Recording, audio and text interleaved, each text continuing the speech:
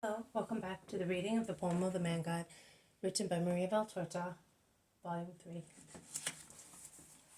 Chapter 278. Jesus meets Lazarus at the field of the Galileans. 18th September 1945. The famous field of the Galileans. I think that is the meaning of the word used by Jesus to point out the meeting place with the 72 disciples sent ahead of him.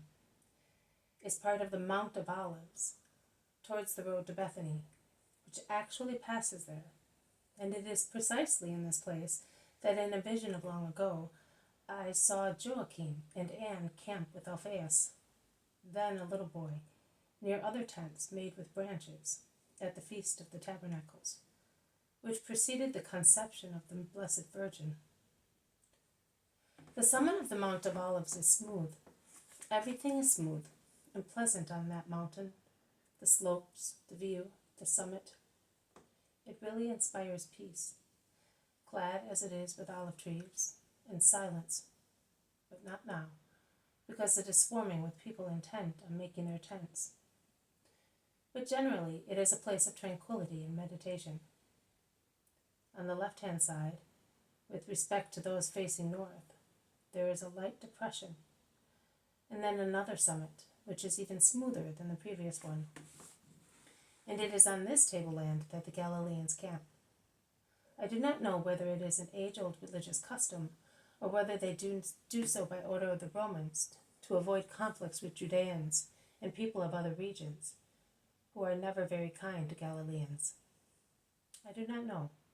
I know that I can see many Galileans, amongst them Alphaeus of Sarah from Nazareth, Judas, the old landowner from Merom, Jairus, the head of the synagogue, and other people from Bethsaida, Capernaum, and other towns of Galilee, but whose names I do not know. Jesus points out the place where they should put up their tents, on the eastern edge of the field of the Galileans, and the apostles, together with some disciples, among whom there is John the priest and John the scribe, Timaeus, the head of the synagogue, Stephen, Ermastius, Joseph of Emmaus, Abel of Bethlehem in Galilee, begin to make their tents with branches. While they do so, Jesus speaks to some children from Capernaum, who have pressed round him, asking him dozens of questions, and confiding to him as many pieces of information. When Lazarus arrives from the Bethany road with Maximinus, his inseparable companion, Jesus is facing the opposite direction and cannot see him. But the Iscariot does, and he informs the master, who leaves the children and goes towards his friend smiling.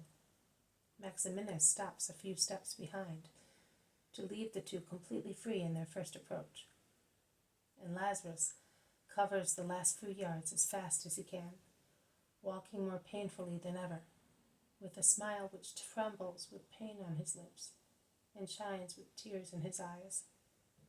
Jesus opens his arms, and Lazarus falls onto his heart, bursting into tears. "What, my dear friend, are you still weeping?" asks Jesus, kissing his temple.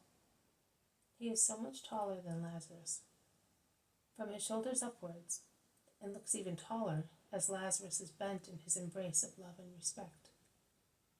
At last, Lazarus looks up and says, "Yes, I am weeping.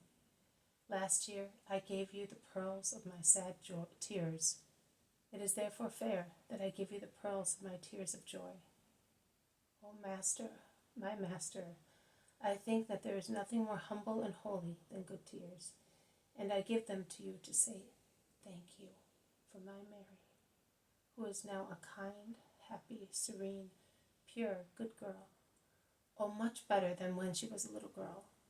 And I, who felt that I was much above her in my pride of an Israelite, faithful to the law, now I feel I am so tiny, so nothing, as compared to her, who is no longer a woman, but a flame, a sanctifying flame. I cannot understand where she finds the wisdom, the words, the actions, which edify the whole household. I look at her as one looks at a mystery. But how could so much fire, such a jewel, be hidden under so much rottenness, and be there comfortably? Neither I nor Martha can ascend where she ascends. But how can she, if her wings were broken by vice? I do not understand. And there is no need for you to understand. It is enough that I understand. But I tell you that Mary has turned the powerful energy of her being towards God, towards good. She has bent her character towards perfection. And since her character is of powerful absolutism, she thrusts herself unreservedly on that way. She makes use of her experience in evil to be as powerful in good as she was in evil, and using the same method of giving herself entirely as she did in evil. She has given herself entirely to God. She has understood the law of love God with your whole being, with your body, your soul, and with all your strength. If Israel were made of Marys, if the world were made of Marys, we would have the kingdom of God on the earth, as it will be in the most high heaven. O Master, and it is Mary of Magdala who deserves such words.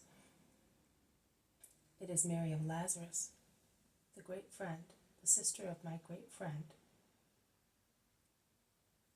Here there was the typo. It said kingdom on God on the earth, but I spoke kingdom of God on the earth. I was assuming that was a typo. Steward, how did you know that I was here if my mother has not yet come to Bethany? The steward of the Clearwater has come to me by forced marches and told me that you were coming. Every day I sent a servant here. A little while ago he came saying, "He has arrived and is at the field of the Galileans." I left immediately.